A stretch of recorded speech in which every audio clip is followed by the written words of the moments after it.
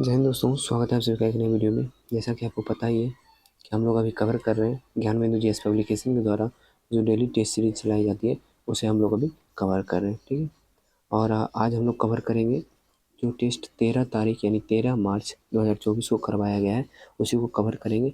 इसमें history, polity और geography के क्वेश्चन रहेंगे, कुल 50 क्वेश्चन रहेंगे। ठीक है, तो चलिए बिना टाइम वेस्ट के स्टार्ट करते हैं हम लोग। हड़प्पा सभ्यता के बारे में कौन सी उक्ति सही है? हड़प्पा सभ्यता के बारे में कौन सी उक्ति जो है वो सही है? चलिए ऑप्शन पढ़ेंगे, पता चलते जाएगा। उन्हें अश्वमेध यज्ञ की जानकारी थी, तो ये हो जाएगा गलत। कौन सा सही है पूछा जाए। देखिए, हड़प्पा सभ्यता वाले लोगों को अश्वमेध यज्ञ की जानकारी नहीं थी। ये जो अश्वमेध यज्ञ की जानकारी जो है वो वैदिक सभ्यता के लोग को थी। किसको थी? वैदिक सभ्यता के लोगों को इसकी जानकारी थी। ठीक है, पहला गलत हो गया। गाय उनके लिए पवित्र थी। देखिए, इस समय जो है ना, गाय इन लोगों के लिए पवित्र नहीं था, ये भी गलत है। नेक्स्ट है, उन्होंने पशुपति का सम्मान करना आरंभ किया। हाँ, ये सही है। ऑप्शन नंबर सी इसका आंसर हो जाएगा। उनकी संस्कृति सामान्य स्थित नहीं थी। देखिए, इनकी सामान्य थी। हड़प्पा सभ्यता की संस्कृति जो थी वो स्थिर नहीं, स्थिर होगा, स्थित नहीं स्थिर होगा। स्थिर इसलिए थी क्योंकि ये नगरीय सभ्यता थी। ठीक है, और यहाँ पे गाय उनके लिए पवित्र थी, तो गाय जो है हड़प्पा सभ्यता में पवित्र नहीं थी, बल्कि वैदिक सभ्यता में पवित्र थी। चलिए आगे अब बढ़ते हैं। गौतम बुद्ध द्वारा भिक्षुणी संघ की स्थापना कहाँ की गई? तो गौतम बुद्ध द्वारा जो है भिक्षुणी संघ की स्थापना वैशाली में किया गया। चलिए इसके बारे में आपको एक कहानी सुना देता हूँ, जिससे याद रहे आपको। तो उनका एक प्रिय शिष्य था आनंद। गौतम बुद्ध का प्रिय शिष्य था आनंद। गौतम बुद्ध जो है ना, वो महिलाओं को मतलब बौद्ध धर्म में प्रवेश करने की अनुमति नहीं देते थे, लेकिन आनंद के कहने पे वो जो है महिला को बौद्ध धर्म की शिक्षा देना शुरू कर दिए। जब बौद्ध धर्म की शिक्षा दी तो प्रथम महिला कौन थी? वही गौतमी थी, जो उनकी सौतेली माँ थी। तो उसी समय ना, और ये प्रथम बार जो ये बैठक हुई थी, प्रथम भिक्षुणी संघ जो हुआ था वो वैशाली में हुआ था। ये क्वेश्चन था। और मैं बता देता हूँ, जब वो महिला को उसमें शामिल करना शुरू कर दिया गौतम बुद्ध, तो उसी समय गौतम बुद्ध बोले, एक लाइन बोले हैं कि अगले 500 वर्ष में बौद्ध धर्म समाप्त हो जाएगा। अगले 500 वर्ष में जो है और बौद्ध धर्म समाप्त हो जाएगा। और देख लीजिए, बौद्ध धर्म का शुरुआत जो है अपने भारत से हुआ है, लेकिन बौद्ध धर्म अपने भारत में कितना कम है, 1 से 2% मैक्सिमम, 2 से 3% होगा, इससे ज़्यादा तो है नहीं। लेकिन चाइना और जापान में थोड़ा बहुत है। ठीक है, तो उनकी उक्ति सामान्यतः सही मानी जाती है, क्योंकि 500 वर्ष तक में तो लगता है कि हाँ वाकई ख़त्म ही हो जाएगा। चलिए नेक्स्ट है, मौर्य काल में विष्टि से तात्पर्य। मौर्य काल में विष्टि से तात्पर्य, बेगारी सुने आप लोग? बेगारी, वही उसी को मौर्य काल में विष्टि बोलते हैं। बेगारी प्रथा का मतलब क्या हुआ? वैसा प्रथा जिसमें काम करवा कर सामने वाले को उचित मजदूरी नहीं दी जाती है। मतलब काम बहुत सारा करवा लेंगे, लेकिन जितना काम करवाएंगे उतना मजदूरी नहीं देंगे, उसे ही बेगारी कहते हैं। और इसे मौर्य काल में विष्टि बोला जाता था। ठीक है, प्रांत जो है इसे चक्र बोलते थे। क्या बोलते थे? चक्र बोलते थे। जिला को मंडल बोलते थे। जिला को मंडल बोलते थे। चलिए आगे बढ़ते हैं। किस वंश के शासकों ने मंदिरों एवं ब्राह्मणों को सबसे अधिक ग्राम अनुदान में दिया? सबसे पहली बात मैं आपको बता दूं कि किस वंश के शासकों ने मंदिरों एवं ब्राह्मणों को जो है अधिक मतलब ग्राम अनुदान में देना शुरू कर दिया। सर्वप्रथम शुरू कौन किया था ये बताइए? तो सर्वप्रथम शुरू किया था सातवाहन वंश। कौन शुरू किया था? सातवाहन वंश। लेकिन सबसे अधिक की बात की जा रही है, तो सबसे अधिक दिया है गुप्त वंश। नेक्स्ट, निम्नलिखित में से कौन सा एक प्राचीन भारत में व्यापारियों का निगम था? तो प्राचीन भारत में व्यापारियों का निगम था, ये पूछा जा रहा है। वो था मणिग्राम। क्या था? मणिग्राम। और आपको मैं बता दूं, अष्टदिग्गज के बारे में आप लोग जानते होंगे। अष्टदिग्गज नहीं जानते तो बता देता हूँ। विजयनगर साम्राज्य के बारे में जानते हैं? उसमें एक कृष्णदेव राय थे। कृष्णदेव राय जो तेलुगु भाषा के खुद भी बहुत ही ज़्यादा विद्वान थे, और उनके दरबार में अष्टदिग्गज रहते थे, जो 8 तेलुगु भाषा के 8 विद्वान थे। मतलब तेलुगु भाषा के 8 विद्वान जो थे, उन्हें ही अष्टदिग्गज बोला जाता था। विजयनगर साम्राज्य में रहते थे वो लोग। और एक और पॉइंट इसमें बहुत इंपॉर्टेंट है, वो भी बता देता हूँ, चतुर्वेदी मंगलम के बारे में। ठीक है, चतुर्वेदी मंगलम के बारे में बहुत इंपॉर्टेंट पॉइंट है, एग्जाम में पूछा गया है, पूछा भी जाएगा। इसका मतलब क्या होता है जानते हैं? चारों वेदों को जानकार, मतलब जो चारों वेदों के बारे में जानता है, चारों वेदों का अच्छा जानकार है, और उसे जो ग्राम अनुदान में दिया जाता था, उसे बोलते हैं चतुर्वेदी मंगलम। ठीक है, आगे बढ़ते हैं। सल्तनत काल में इनाम भूमि किसे दिया जाता था? तो सल्तनत काल में इनाम भूमि दिया जाता था विद्वान और धार्मिक व्यक्ति को, विद्वानों और धार्मिक व्यक्ति को। और इसमें खास बात यह है कि इस इनाम भूमि से राजस्व नहीं लिया जाता था।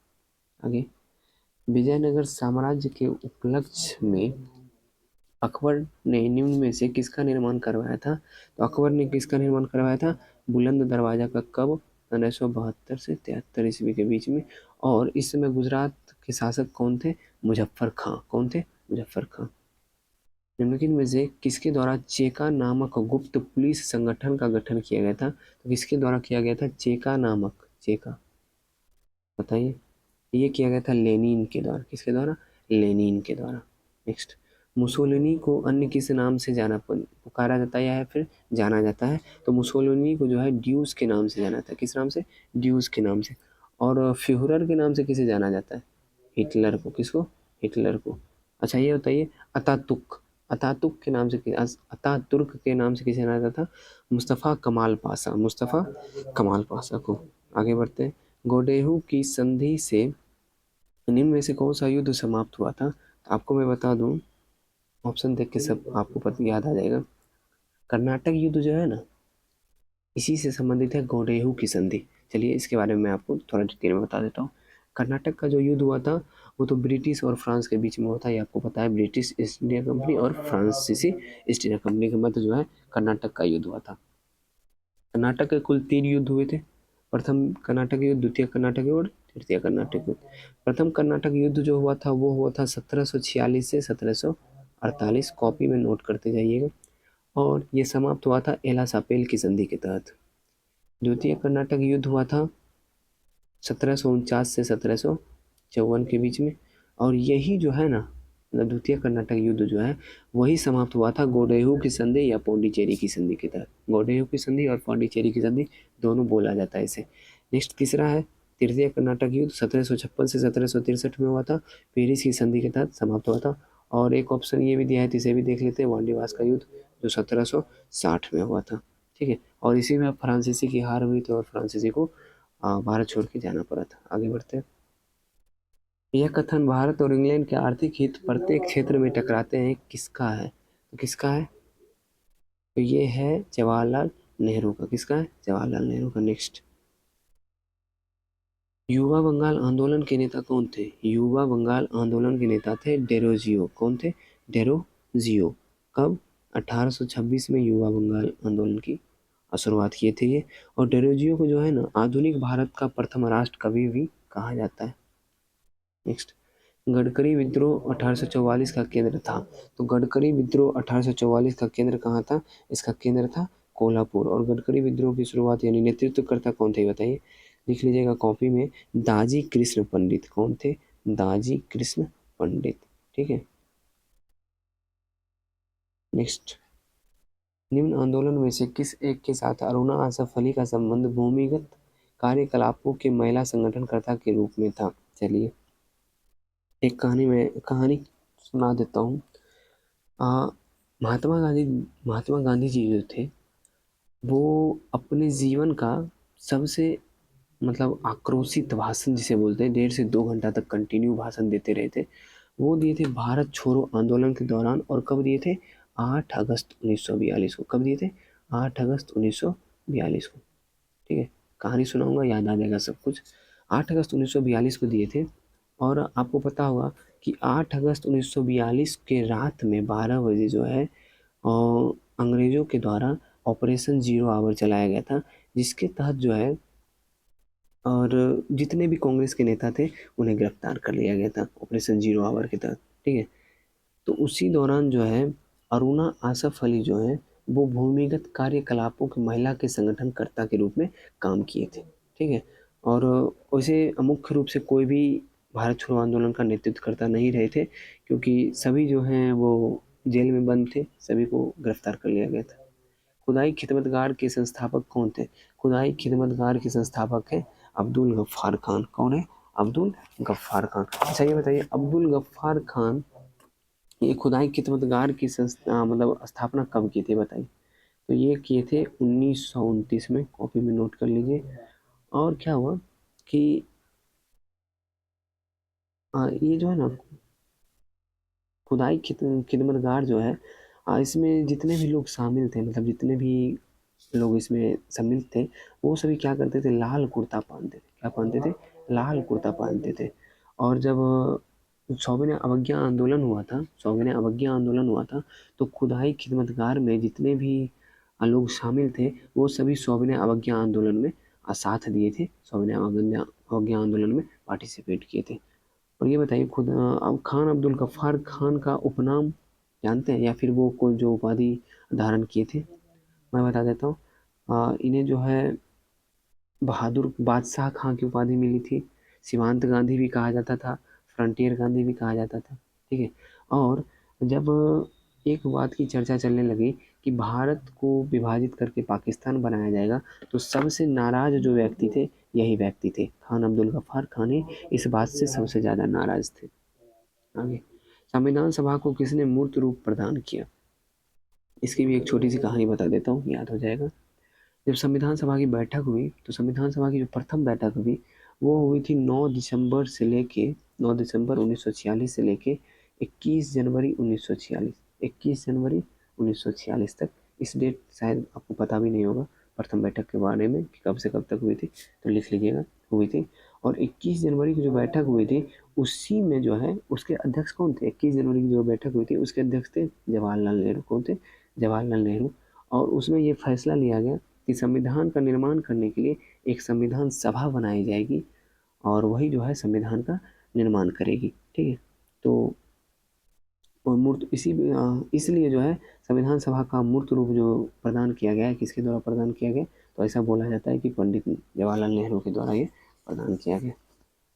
नेक्स्ट, बी आर अम्बेडकर के अनुसार संविधान का आत्मा बताया गया है, तो आपको भी पता होगा। तो भीमराव अम्बेडकर ने किसी संविधान का आत्मा बताया है? अनुच्छेद 32 को। अगर क्वेश्चन का ऑप्शन अगर आप अच्छे से नहीं पढ़ते तो आंसर आप इनमें से कोई नहीं मार चुके होंगे अगर अच्छे से नहीं पढ़े होंगे, लेकिन इसका आंसर होगा मौलिक अधिकार को, क्योंकि अनुच्छेद 32 जो है वो मौलिक अधिकार के अंतर्गत आता है, जो संविधान के भाग 3 में है। आगे, सर्व सत्ता संपन्न संसद की अवधारणा किस देश की देन है? ये पिछली कोई वीडियो में भी आया था, इंग्लैंड की देन है। नेक्स्ट, संविधान के किस अनुच्छेद के अंतर्गत अधीनस्थ न्यायालय या जिला न्यायालय का प्रावधान किया गया? तो अधीनस्थ न्यायालय या जिला न्यायालय का प्रावधान जो किया गया है अनुच्छेद 233 के अंतर्गत। चलिए, अनुच्छेद 231 में क्या है? अनुच्छेद 231 में है कि 2 या 2 से अधिक राज्यों का एक हाईकोर्ट हो सकता है। 2 या 2 से अधिक राज्यों का एक हाईकोर्ट हो सकता है। अनुच्छेद 131 में है सुप्रीम कोर्ट की प्रारंभिक क्षेत्राधिकार। सुप्रीम कोर्ट के प्रारंभिक क्षेत्राधिकार का मतलब आप लोग समझते हैं? कुछ लोग समझ रहे होंगे, कुछ नहीं समझ रहे होंगे, मैं बता देता हूँ। इसका मतलब प्रारंभिक क्षेत्राधिकार का मतलब है कि जैसे कुछ चीज़ होती है ना, जो सुप्रीम कोर्ट में ही सॉल्व होगी। जैसे कि राष्ट्रपति के चुनाव से संबंधित कोई लफड़ा है, वो लफड़ा जो है सुप्रीम कोर्ट ही सॉल्व करेगा, ना कि कोई और सॉल्व, ना कि हाई कोर्ट सॉल्व करेगा या फिर कुछ सॉल्व करेगा। तो उसे ही बोलते हैं कि सुप्रीम कोर्ट का प्रारंभिक क्षेत्राधिकार, मतलब वो क्षेत्र जो है सुप्रीम कोर्ट के अंतर्गत ही आएगा। नेक्स्ट, अनुच्छेद 143 आपको पता होगा कि राष्ट्रपति जो है सुप्रीम कोर्ट से सलाह ले सकते हैं, लेकिन उस सलाह को मानने के लिए वो बाध्य नहीं है। आगे, देशीयकरण द्वारा नागरिकता प्राप्ति का एक तरीका क्या है? सबसे पहले मैं आपको बता दूं कि ये जो नागरिकता वाली जो अधिनियम आई थी 1955 में, उसके बाद कई बार इसमें संशोधन किया जा चुका है। अभी भी नागरिकता पे हल्ला गुल्ला मच रहा है, आपको भी पता है। 2019 में लास्ट टाइम संशोधित किया गया है, और उसे जो अभी 2-3 दिन पहले लागू किया गया है। इसकी वजह से अभी कुछ हाँ, बहस चलती रहती है, न्यूज़ पे आप देखिएगा तो पता चलेगा। नेक्स्ट, इसका आंसर देख लेते हैं हम लोग। अच्छा, ये बताइए 1955 के तहत जो है ना, कितने प्रकार से नागरिकता हम लोग ले सकते थे? तो 5 प्रकार से। कौन कौन सा है? अपने कॉपी में लिख लीजिएगा। जन्म के, वंश, पंजीकरण, देशीकरण और भूमि विस्तार। जन्म, वंश, पंजीकरण, देशीकरण और भूमि विस्तार। तो उसी में पूछा गया देशीकरण द्वारा नागरिकता प्राप्त का एक तरीका है, तो इसका आंसर होगा ऑप्शन नंबर सी। यहाँ पे पुरुष नहीं, यहाँ स्त्री कर लीजिएगा तब सही होगा, विदेशी स्त्री से विवाह करने पर। नेक्स्ट, कौन व्यक्तिगत स्वतंत्रता से संबंधित है? कौन व्यक्तिगत स्वतंत्रता से संबंधित है? तो इसका हो जाएगा बंदी प्रत्यक्षीकरण। बंदी प्रत्यक्षीकरण का मतलब है स्वशरीर प्रस्तुत करना। जैसे सुप्रीम कोर्ट आदेश देता है, जैसे किसी को कोई पुलिस गिरफ्तार कर लेती है, सुप्रीम कोर्ट आदेश देता है कि वो बंदी प्रत्यक्षीकरण, मतलब बंदी जो है उसे प्रत्यक्ष कीजिए मेरे सामने में, तो 24 घंटा के अंदर जो है पुलिस को प्रत्यक्ष करना पड़ता है, ले जाना पड़ता है। चलिए, निम्नलिखित में से कौन नीति निर्देशक सिद्धांत नहीं है? कौन जो है वो नीति निर्देशक सिद्धांत नहीं है? मद्य निषेध किस में है? अनुच्छेद 47 में। काम का अधिकार किस में है? अनुच्छेद 41 में। समान कार्य के लिए समान वेतन अनुच्छेद 39 में। सूचना का अधिकार ये संविधान में नहीं है, ये हो गया विधिक अधिकार जो 2005 में आया था, ये हो गया विधिक अधिकार, तो इसलिए जो है ये राज्य के नीति निर्देशक सिद्धांत में नहीं है। इसका आंसर ऑप्शन नंबर डी। भारतीय संसद के दोनों सदन की संयुक्त अधिवेशन किस संबंध में होती है? संविधान संशोधन विधेयक गलत है, वित्त विधेयक गलत है, साधारण विधेयक के लिए जो है संयुक्त अधिवेशन बुलाया जाता है अनुच्छेद 108 के तहत। राष्ट्रपति बुलाते हैं और अध्यक्षता कौन करते हैं? लोकसभा अध्यक्ष। आगे बढ़ते हैं। भारत के राष्ट्रपति निर्वाचित होने से पूर्व निम्न में से कौन उपराष्ट्रपति नहीं थे? चलिए, एक अब जब चर्चा आ ही गई है तो डिटेल में बात कर लेते हैं इसकी। मैं आपको बता दूं कि भारत के राष्ट्रपति निर्वाचित होने से पूर्व, मतलब राष्ट्रपति बनने से पहले, कुल ऐसे 6 राष्ट्रपति हैं जो राष्ट्रपति बनने से पहले उपराष्ट्रपति भी थे। ठीक है, कितने हैं? कुल 6 हैं। और अपने कॉपी में निकाल लीजिए और कॉपी में नोट करना स्टार्ट कर दीजिए, मैं बता दे रहा हूँ। सबसे पहला आप नोट कर लीजिए डॉक्टर सर्वपल्ली राधाकृष्णन। दूसरा नोट कर लीजिए डॉक्टर जाकिर हुसैन। तीसरा नोट कर लीजिए बीवी गिरी। चौथा नोट कर लीजिए आर वेंकट रमन। पाँचवा नोट कर लीजिए शंकर दयाल शर्मा। और छठा नोट कर लीजिए के आर नारायण। ठीक है, 6 हो गए। तो इसका आंसर आपको पता चल गया होगा। ज्ञानी जेल सिंह ऐसे राष्ट्रपति थे जो राष्ट्रपति बनने से पहले उपराष्ट्रपति नहीं थे। और मैं आपको बता दूं, ज्ञानी जेल सिंह ही वैसे राष्ट्रपति हैं जो प्रथम बार पॉकेट वीटो का प्रयोग किए थे। वो पोस्ट ऑफिस वाला जो अधिनियम आया था उसी को लेके। ठीक है, और जब राष्ट्रपति पे चर्चा आ ही गई है तो अब थोड़ा सा प्रधानमंत्री मुख्यमंत्री के बारे में भी जान लेते हैं। देखिए, 6 ऐसे मुख्यमंत्री हैं, 6 ऐसे प्रधानमंत्री हैं जो प्रधानमंत्री बनने से पहले मुख्यमंत्री थे। 6 ऐसे प्रधानमंत्री हैं जो प्रधानमंत्री बनने से पहले मुख्यमंत्री थे। कितने हैं? टोटल 6। कौन कौन है? अब लिखना स्टार्ट कर लीजिए। पहला है नरेंद्र मोदी। दूसरा है एच.डी. देवेगौड़ा। तीसरा है पी.वी. नरसिम्हा राव। चौथा है मोरारजी देसाई। पाँचवा है चौधरी चरण सिंह। छठा है वी.पी. सिंह। लिख लिए होंगे। चलिए आगे बढ़ते हैं। अब राज्यसभा के लिए प्रत्येक राज्य के प्रतिनिधियों का निर्वाचन कौन करता है? राज्यसभा के लिए प्रत्येक राज्य के प्रतिनिधियों का निर्वाचन कौन करता है? तो इसका आंसर हो जाएगा विधानसभा के निर्वाचित सदस्य। क्या हो जाएगा? विधानसभा के निर्वाचित सदस्य। इसमें से आपको पता है कि 245 सदस्य होते हैं, इनमें 233 का निर्वाचन होता है राज्यों के द्वारा और 12 जो है राष्ट्रपति द्वारा मनोनीत होते हैं। मंत्रिमंडल का गठन कौन करता है? तो मंत्रिमंडल का जो गठन करता है कौन करता है बताइए? तो ये करता है सिर्फ केंद्रीय मंत्रीगण। कौन? सिर्फ केंद्रीय मंत्रीगण। भारत में नई संसदीय समिति प्रणाली की शुरुआत कब हुई? तो नई संसदीय समिति प्रणाली की शुरुआत कब हुई? 1991 ईस्वी में। कब हुई? 1991 ईस्वी में। भारत में न्यायपालिका है। भारत में न्यायपालिका है। कैसी न्यायपालिका है? तो स्वतंत्र न्यायपालिका है। कैसी है? स्वतंत्र न्यायपालिका है। राज्य का मुख्यमंत्री किसके प्रति उत्तरदायी होता है? तो राज्य का जो मुख्यमंत्री है वो किसके प्रति उत्तरदायी है? वो जो है विधानसभा के प्रति उत्तरदायी है। चलिए, इसमें एक थोड़ा सा डाउट वाला क्वेश्चन है, वैसे आंसर मतलब विधानसभा ही होता है, इसमें कोई शक नहीं है, फिर भी मैं बता देता हूँ। राज्य का मुख्यमंत्री सामूहिक रूप से किसके प्रति उत्तरदायी है? तो विधानसभा होगा। लेकिन राज्य का मुख्यमंत्री व्यक्तिगत रूप से किसके प्रति उत्तरदायी है? तो उसका आंसर राज्यपाल हो जाएगा। लेकिन ऐसे नॉर्मल लिखा जाए किसके प्रति उत्तरदायी है? तो विधानसभा ही आंसर होगा। चलिए आगे बता देता हूँ, प्रत्यक्ष निर्वाचन किसे कहा जाता है? तो प्रत्यक्ष निर्वाचन उसे कहते हैं जो निर्वाचक मंडल द्वारा प्रतिनिधि का चुनना, नहीं जनता द्वारा प्रतिनिधि का चुनना। जैसे मुखिया का चुनाव होता है, लोकसभा चुनाव होता है, ये सब हो गया प्रत्यक्ष निर्वाचन। ठीक है, चलिए आगे बढ़ते हैं। निम्नलिखित में से पूर्वी घाट एवं पश्चिमी घाट का मिलन स्थल कौन सा है? तो पूर्वी घाट एवं पश्चिमी घाट का जो मिलन स्थल है वो कौन सा है बताइए? तो वो हो जाएगा आपका पाल घाट। कौन सा है? पाल घाट, जो नीलगिरी पहाड़ी के क्षेत्र में पड़ता है। आगे, सागरीय जीव मूंगा किस प्रकार के महासागर में पाए जाते हैं? तो ये पाए जाते हैं उष्णकटिबंधीय महासागरीय क्षेत्र में। आगे, निम्नलिखित में से कौन सा कृत्रिम झील नहीं है? कृत्रिम झील नहीं है तो लोनार का झील जो है ये क्रेटर द्वारा निर्मित है, महाराष्ट्र वाला लोनार झील क्रेटर द्वारा निर्मित। क्रेटर किसे कहते हैं? ज्वालामुखी जो विस्फोट होता है उसका जो मुंह खुलता है उसे क्रेटर कहते हैं। आगे जो निर्मित है लोनार झील क्रेटर द्वारा निर्मित है। नेक्स्ट, निम्नलिखित में से कौन सी नदी महाबलेश्वर से नहीं निकलती है? तो महाबलेश्वर से नहीं निकलती है इनमें से कौन सी नदी? तो ये हो जाएगा गोदावरी नदी। क्या हो जाएगा?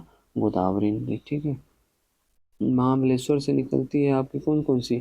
कृष्णा हो गया, कोयना हो गया, सावित्री हो गया, बेन्ना हो गया, गायत्री हो गया, ये सब नदी जो है निकलती है महाबलेश्वर से। हरियाली योजना जिसका संबंध जल प्रबंधन से है का आरंभ किस वर्ष में हुआ है? तो हरियाली योजना जिसका संबंध जो है जल प्रबंधन से है उसका आरंभ किस वर्ष हुआ है बताइए? तो उसका आरंभ हुआ है 2003 ईस्वी में। ठीक है, निम्नलिखित में से किस परियोजना से हिमाचल प्रदेश लाभान्वित नहीं होता है? तो हिमाचल प्रदेश जो है रामगंगा परियोजना से लाभान्वित नहीं होता है। आगे बढ़ते हैं, भारत का स्वर्णिम तंतु कहा जाता है। तो भारत का स्वर्णिम तंतु किसे कहा जाता है? ये कहा जाता है जूट को। किसे कहा जाता है? जूट को। ठीक है, आगे बढ़ते हैं, भदावरी किस पशु का नस्ल है? आपको भी पता होगा भदावरी जो है भैंस का नस्ल है। पिछले वीडियो में मैं गाय का कुछ नस्ल बता चुका हूँ, भैंस का कुछ नस्ल बताया हूँ और बकरी का एक ही इम्पोर्टेंट नस्ल बताया था जो जमुनापारी था। आगे, केरल किस खनिज के लिए प्रसिद्ध है? तो केरल किसके लिए प्रसिद्ध है बताइए? तो केरल प्रसिद्ध है मोनाजाइट और थोरियम के लिए, ए और बी दोनों। निम्नलिखित ऊर्जा स्रोतों को उसकी क्षमता के अनुसार सही अवकलन। ठीक है, देखिए जल विद्युत तो ऊर्जा ये हो जाएगा 12%। देखिए लगभग मैं बता रहा हूँ, जैसे पॉइंट में है तो 12% लगभग हो गया। और फिर आ जाइए आपका इसमें नवीनकरणीय ऊर्जा, ये हो गया 24%। सब अप्रॉक्स बता रहा हूँ। अब आ जाइए आप कोयला हो जाएगा आपका 54%। फिर आ जाइए प्राकृतिक गैस, ये हो जाएगा 6% और तेल आ जाइए तो ये हो जाएगा 1%। तो आप इसको मैच कर लीजिएगा, बाकी इसका आंसर हो जाएगा 3 2 1 4 5 6। तो मतलब गलती से डाल दिया गया ऑप्शन में, 6 किसी में नहीं है। ठीक है, 6 को इग्नोर करके चलिए। बिहार स्थित डालमिया नगर प्रसिद्ध है किसके लिए? सीमेंट के लिए। आगे, निम्नलिखित में से किस जगह अनुसूचित जाति का निवास नहीं है? किस जगह जो है अनुसूचित जाति का निवास नहीं है ये बताइए? तो ये इनमें से कोई नहीं, इनमें हाँ इनमें से सभी होगा ना। अरुणाचल प्रदेश में भी अनुसूचित जनजाति नहीं है, लक्षद्वीप और नागालैंड, इन तीनों जगह जो अनुसूचित जाति नहीं है। चंद्रप्रभा वन्यजीव अभयारण्य किस राज्य में है? चंद्रप्रभा वन्यजीव अभयारण्य जो है यूपी में है। गिब्सन मरुस्थल कहाँ है? तो गिब्सन मरुस्थल ऑस्ट्रेलिया में बहुत सारे मरुस्थल, Gibson, great Sandy, great Victoria, ऐसे करके बहुत सारे। आर्कटिक वृत्त विषुवत रेखा के किधर है? देखिए बहुत अच्छा क्वेश्चन है, बता देता हूँ आप लोग को। आर्कटिक देखिए जैसे ये हो गया आपका ग्लोब, वैसे यहाँ पे तो बनाने में बहुत मुश्किल है। हाँ ये हो गया ग्लोब आपका। ठीक है, ग्लोब के बीच में जैसे होता है ना, ये हो गया विषुवत रेखा। तो यहाँ से 66.5 डिग्री ऊपर ये होता है आर्कटिक। तो विषुवत रेखा से कहाँ है ये नहीं पूछा, विषुवत रेखा के किधर है? तो विषुवत रेखा के उत्तर में है ना। ये हो गया उत्तर, ये हो गया दक्षिण, ये हो गया पूर्व, ये हो गया पश्चिम। तो विषुवत रेखा के उत्तर में आर्कटिक वृत्त। ठीक है, तो ऑप्शन नंबर सी आंसर हो जाएगा। The struggle in my life के लेखक कौन है? Nelson Mandela.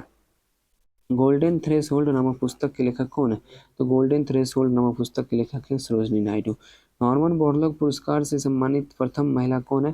तो नॉर्मन बोरलॉग पुरस्कार सर्वप्रथम जान लीजिए कि कृषि के क्षेत्र में दिया जाता है और प्रथम बार जो है 1972 में दिया गया था। और ये जो है मतलब मिला था अमृता पटेल को, इन्हें मिला था डेयरी विकास के लिए। कब मिला था?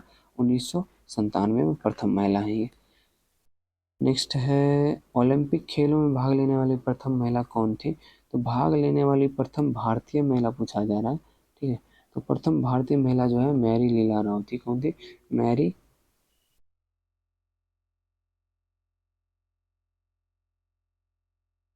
एक सेकेंड, कुछ भारतीय नहीं होगा। ओलंपिक खेलों में भाग लेने वाले प्रथम महिला, भारतीय नहीं है, प्रथम महिला है, तो ये हो जाएगा मैरी लीला राव। ठीक है, नेक्स्ट आगे बढ़ते हैं हम लोग। भारत के प्रथम मुख्य न्यायाधीश कौन थे? तो भारत के प्रथम मुख्य न्यायाधीश हीरालाल जी कानिया थे। आज का सेट यही समाप्त हो गया। आशा करता हूँ सेट पसंद आया होगा। सेट पसंद आया वीडियो को लाइक कर दीजिए, चैनल पे नए हैं चैनल को सब्सक्राइब कर लीजिए। डेली इसी प्रकार से आपको मंडे टू सैटरडे मिलती है ये सीरीज। संडे को कुछ मास्टर क्लास आता है, इसमें हम लोग ज्ञान बिंदु का या फिर ऑफिसर्स एकेडमी का कोई एक सब्जेक्ट कवर करते हैं पूरा का पूरा, ठीक है। तो अपने दोस्तों को ज़रूर शेयर कर दीजिएगा, वैसे दोस्तों को शेयर कर दीजिएगा जो दोस्त इसे खरीद के नहीं पढ़ सकते, ठीक है। मिलते हैं नेक्स्ट वीडियो में। जय हिंद।